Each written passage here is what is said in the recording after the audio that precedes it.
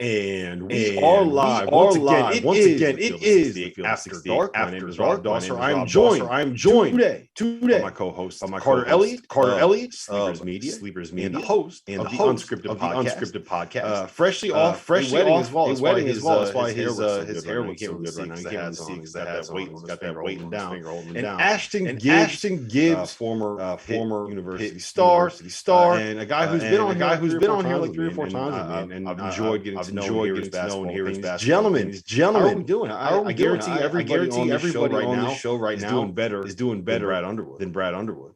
Hey, I'm doing all right. Hey, I'm I'm doing all feeling right. good. I'm feeling good. My team didn't lose this past weekend. I know we'll touch on that a little later. Go green, go white. But I'm doing good. Been a good day of college hoops. I'm excited to watch the rest of Feast Week. So can't complain. I'm doing well, man. Feeling better than Brad for sure. I'm looking forward to the show. We had a lot to talk about. We're going to get into that Michigan-Arizona game because we have not talked about that on After Dark yet. We got to talk about Ohio State and Seton Hall, and we definitely need to preview Gonzaga and UCLA, a battle between the top two teams in college basketball coming up tomorrow night at 10 p.m. But before we do any of that, before we talk about any of that, we got to get into this Illinois debacle. I think debacle is probably the best way to phrase it. For the people that did not see that, Illinois was up 21-4 at one point tonight against Cincinnati and found a way to lose by 16 points tonight. Carter, give me your takeaways. I got a lot to say on this, so I'm going to let you guys have the floor first before I go on my little mini rant. But what did you see out of the Illini tonight? How concerned are you? And I mean, is this something that can be fixed? Is Illinois broken? I mean, I don't want to be that guy that is like, okay, early in the year, hit the panic button. But I mean, I think there's got to be a finger on that panic button because if I was to roll out a scroll right now of Illinois' problems, that thing was stretched from the top of the ceiling all the way down to the floor. I mean, in tonight's game, every single player had issues, all the way starting with Curbelo, all the way to Kofi not being able to operate out of the post. There's some coaching decisions as well for Brad Underwood that I think are, he just seems kind of out of the loop a little bit. And tonight was a game that they got out to an early lead and they just absolutely fell apart.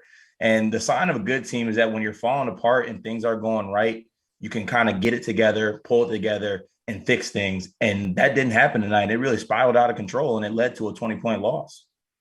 Yeah, where do you stand on it, Ashton?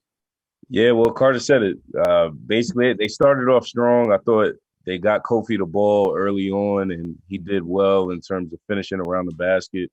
And Wes Miller did a good job of just making adjustments. I thought about mid first half, really making adjustments and really crowding Kofi. And then that's going to be one of the biggest points I think that Illinois needs to do is to figure out that Kofi needs to really pass out the double team, and then they got to hit shots. It's going to really come down to Andre Curbelo, not turning the ball over, being under control on the perimeter, and then Kofi really passing out double teams. That's going to really determine the season to me.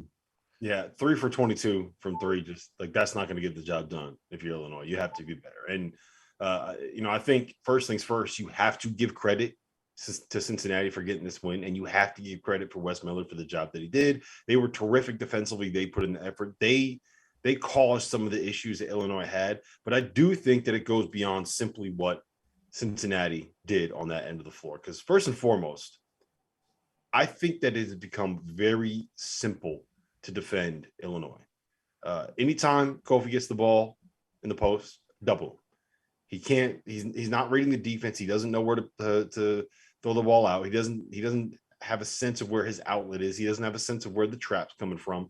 So throw bodies at him because when he gets the ball in the post, it's going up. So if you send 2, 3, 4 guys at him, don't let him. You fight him. You get him out of position. You throw a double team at him when he gets the ball. Gets a post touch. That's the way to take him out of the game. And that's exactly what Cincinnati did, and it was effective. The other thing that you do, the whole idea of Illinois being an effective offensive unit is the idea that you have a guy that's great in ball screens like Andre Curbelo, a big fellow like Kofi that is a monster in the paint, monster rolling to the rim, and a bunch of shooters around him. But if you just don't guard Curbelo coming off those ball screens, you just play drop coverage. Don't let Kofi get anything on the roll. Don't let any of the shooters get an inch of space, and just say, okay, Andre, you're going to beat us. Go ahead. Let's see what you got. He can't do anything. He's a mess. He turns the ball over. He kicks the ball out of bounds. He can't finish anything in the lane. You want him shooting threes. He's shooting a whole 9% from three on the season. So I don't know how this is fixable, Carter. I don't know what you can do to make this better. It just feels like this is something that's full. And the worst thing to me, I don't think there's any leadership on that roster. I don't know if they like each other. I think there's a reason why Adam Miller is no longer there. And I think that what we're seeing right now is just how much of an impact Ayo Dosunmu not only had on that team basketball-wise, but the impact that he had in the locker room, because he ain't putting up with that bullshit.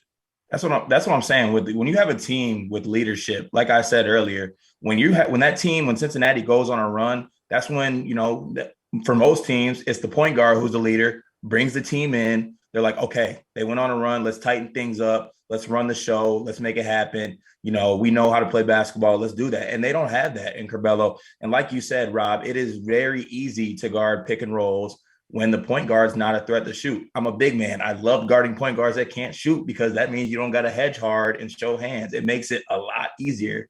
And because he can't do that, it's a trickle-down effect through the team. It's a thing where last year Curbelo was showing that he can't shoot, and now this year is continuing.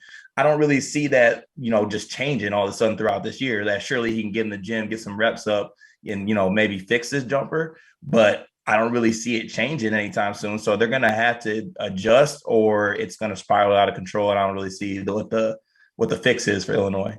Yeah, Ashley, let me ask you this. You've played a lot of basketball, and you've played a lot of basketball at high levels. When there's a disconnect in the locker room, right? Let's just say that there is no leadership on that floor. It's hard to know exactly what is happening on that team and in that locker room when you're watching it on TV and just watching them play on the court. But let's just assume that there's no leadership, because that's the way that it looks. How can you fix that? How do you develop a leader once the season starts? Like, is there anything that you can do to kind of build the camaraderie, whatever it is, all those buzzwords, cliche words you want to use for stuff like that? How do you build it? How do you make that better? It's one of those things where I personally believe off the court camaraderie basically builds on the court chemistry for the most part. So, really getting the guys together, having player-driven meetings, and then somebody's going to have to be uncomfortable at the end of the day. These guys, I think the best teams are player-driven, and usually the best leaders aren't afraid to be, to make others uncomfortable for the most part. So somebody like Curbelo, Kofi, one of those guys are going to have to just, go out on a limb and, bring the guys together. I think off the court first and foremost, and then, on the court, it'll get a little easier. But Curbelo, I think, first needs to just make better decisions, especially late in games. And even in the start of the game, even though they kept going to Kofi, I just thought overall he just got out of control. And Brad I don't think he has another guard that he can go to besides Curbelo. I think that's one of the issues too, is the depth problem. Problem.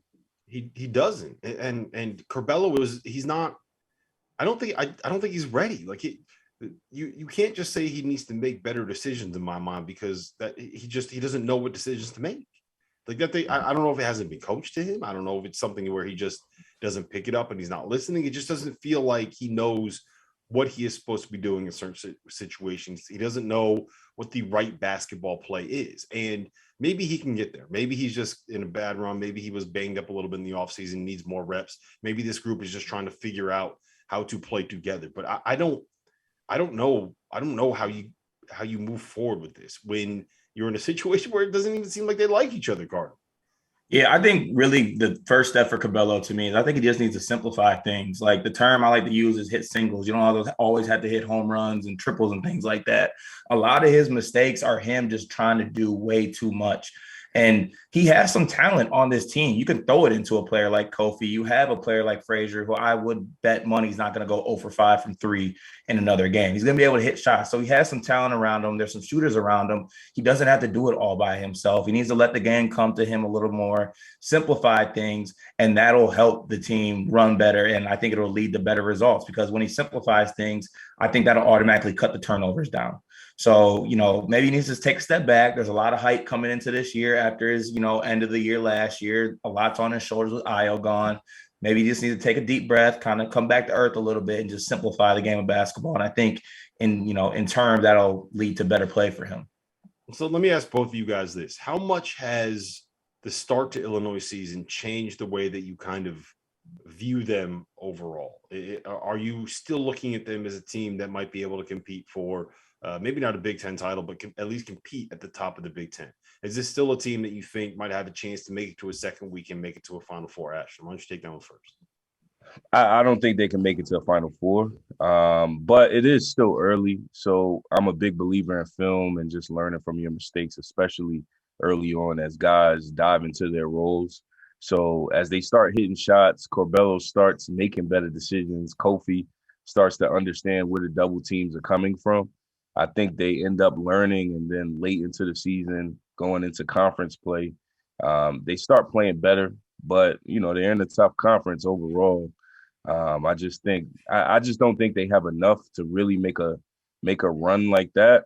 But at the same time, I see them being in the top 4 in their conference, but a Final Four run is a stretch for me, honestly.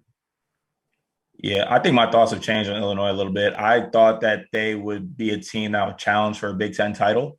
Now it looks to me more like they'll be a top 4 team. I think they can still fix this, but I don't know if they're going to be like the contend for a Big Ten title team that I thought. I thought they could make a run in March, and that had a lot to do with Curbelo. And hopefully Curbelo can be the player who kind of takes a step back and is able to, have a little slice of humble pie, realize he's doing too much, and change that up. I don't know. Not all players can do that. Some players they're way too headstrong to, admit that they're doing too much. So we'll see. But I am way more down on Illinois than I was to start the year. Yeah, I think I've had my perspective on them completely altered by the way that the season has started. I was expecting Curbelo to make the sophomore year leap, right? And he's playing like he's still a freshman. And when you're a sophomore and you're the guy that's being asked to have the ball in your hands and being the guy that's going to be asked to make all of these decisions that set everybody else up and make everybody around you better, you can't play like a freshman when you're a sophomore. You just can't do it. And I think if Illinois fans can take any solace in anything, it's that I think that this has been a wake-up call, right? When you get your ass kicked like they got their ass kicked tonight, that's a wake-up call. When you have a couple of games where you completely melt down the stretch, like they did against Seton Hall, like they did against Cincinnati, and you don't have any answer and any response, that's a wake-up call.